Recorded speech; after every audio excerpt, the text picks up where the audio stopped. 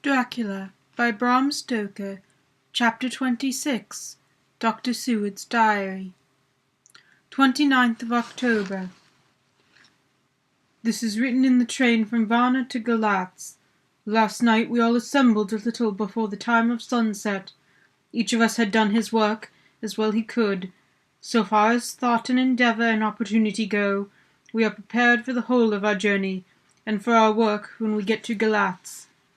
When the usual time came round, Mrs. Harker prepared herself for her hypnotic effort. After a long and more strenuous effort on the part of Van Helsing than has been usually necessary, she sank into the trance. Usually she speaks on a hint, but this time the professor had to ask her questions, and to ask them pretty resolutely, before we could learn anything. At last her answer came.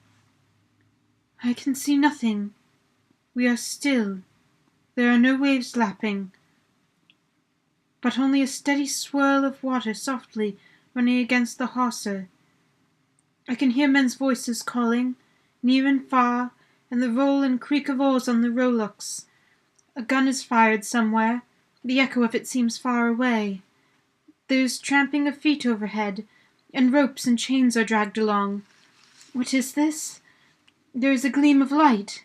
I can feel the air blowing upon me." Here she stopped. She had risen, as if impulsively, from where she lay on the sofa, and raised both her hands, palms upward, as if lifting a weight. Van Helsing and I looked at each other, with understanding. Quincy raised his eyebrows slightly, and looked at her intently, whilst Harker's hand instinctively closed round the hilt of his kukri. There was a long pause. We all knew the time when she could speak was passing, but we felt that it was useless to say anything. Suddenly she sat up, and, as she opened her eyes, said sweetly, "Would none of you like a cup of tea? You must be all so tired." We could only make her happy, and so acquiesced. She bustled off to get tea.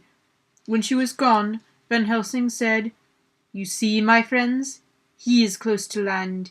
He has left his earth chest, but he has yet to get on shore. In the night he may lie hidden somewhere, but if he be not carried on shore, or if the ship do not touch it, he cannot achieve the land. In such cases he can, if it be in the night, change his form and can fly or jump on shore, as he did at Whitby, but if the day come before he get on shore, then unless he be carried he cannot escape. And if he be carried, then the customs men may discover what the box contains. Thus, in fine, if he escaped not on shore tonight, or before dawn, then there will be a whole day lost to him. We may then arrive in time, for if he escape not at night, we shall come to him in daytime, boxed up and at our mercy, for he dare not be his true self, awake and visible, lest he be discovered." There was no more to be said, so we waited in patience until the dawn, at which time we might learn more from Mrs. Harker. Early this morning we listened, with breathless anxiety, for her response in her trance. The hypnotic stage was even longer in coming than before, and when it came, the time remaining until full sunrise was so short that we began to despair. Van Helsing seemed to throw his whole soul into the effort at last. In obedience to his will, she made reply. "All is dark. I hear lapping water, level with me, some creaking as of wood on wood." She paused, and the red sun shot up. "You must wait till tonight." And so it is that we are travelling towards Galatz in the agony of expectation. We are due to arrive between 2 and 3 in the morning, but already at Bucharest we are 3 hours late, so we cannot possibly get in till well after sun-up. Thus we shall have 2 more hypnotic messages from Mrs. Harker. Either or both may possibly throw more light on what is happening. Later. Sunset come and gone. Fortunately it came at a time when there was no distraction, for it occurred whilst we were at the station. We might not have secured the necessary calm and isolation. Mrs. Harker yielded to the hypnotic influence even less readily than this morning. I am in fear that her power of reading the Count's sensations may die away, just when we want it most. It seems to me that her imagination is beginning to work. Whilst she has been in the trance hitherto, she has confined herself to the simplest of facts. If this goes on, it may ultimately mislead us. If I thought the Count's power over her would die away equally with the power of knowledge, it would be a happy thought, but I am afraid that it might not be so.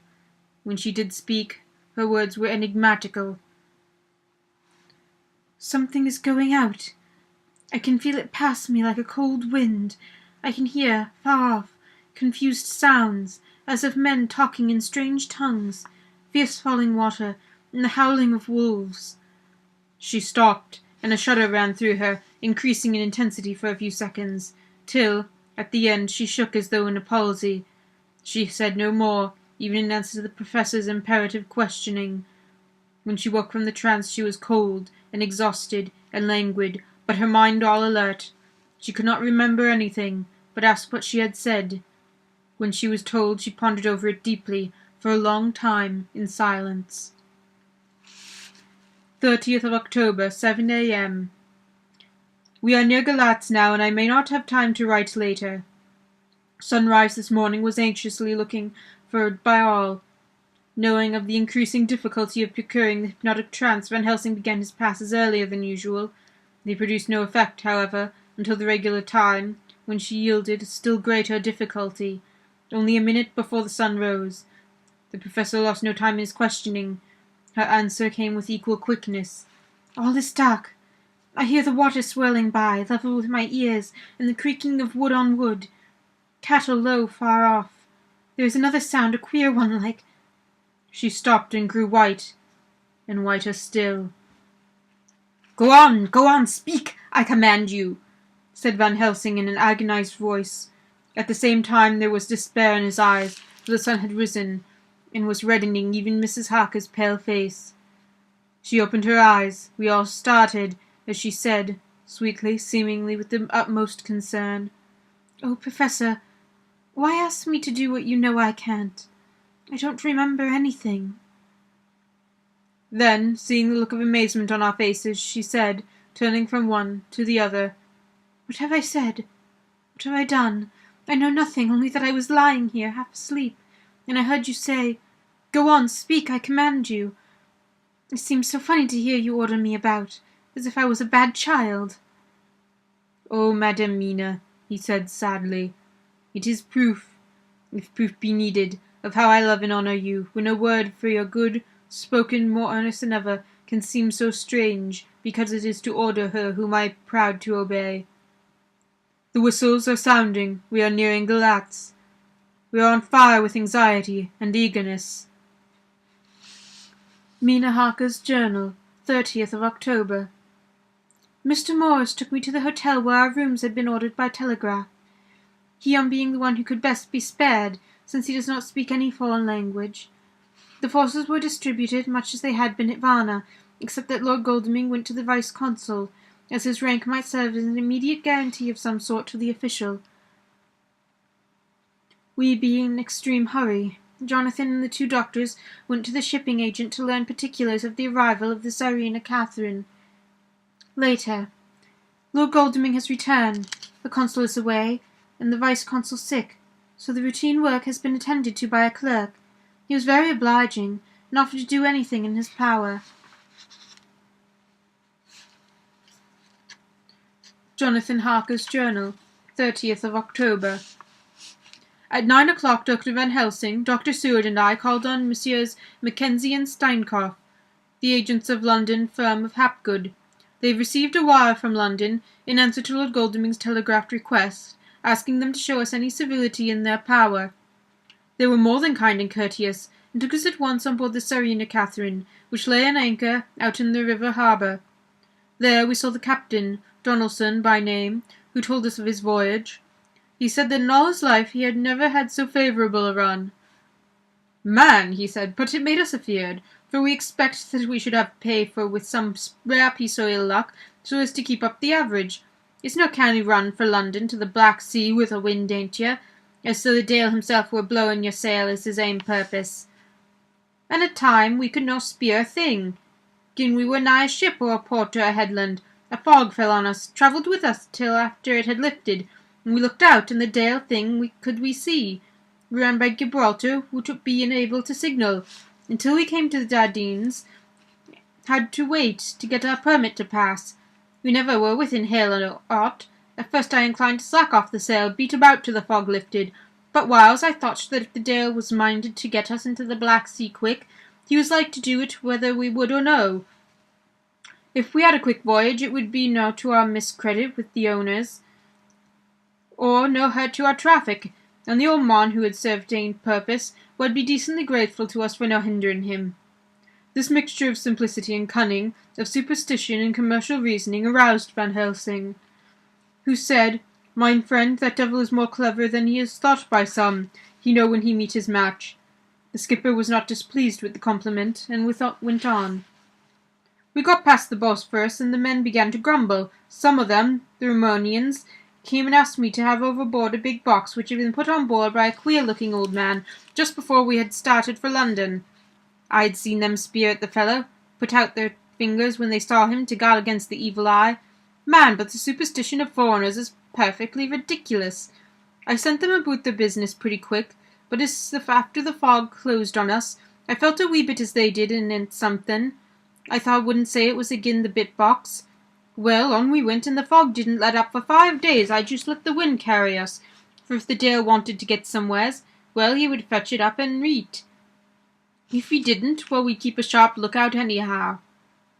Sure enough, we had a fair way, deep water all the time. 2 days ago, when the morning sun came through the fog, we found ourselves just in the river opposite Galatz.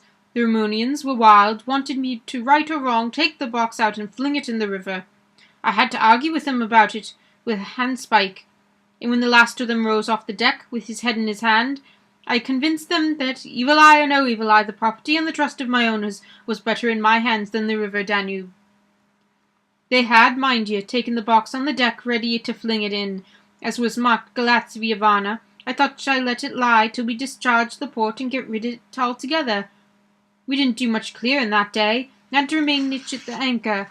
But in the morning, braw, an early hour before sun-up, a man came aboard with an order written from England to receive a box marked for one Count Dracula.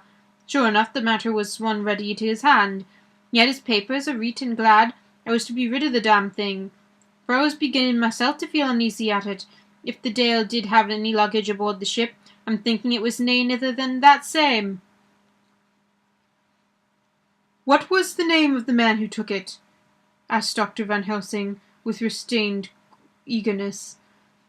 I'll be telling you quick, he answered, and stepping down to his cabin produced a receipt signed Emanuel Hildesheim.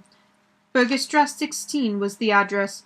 We found out that this was all the captain knew, so we thanked him and came away.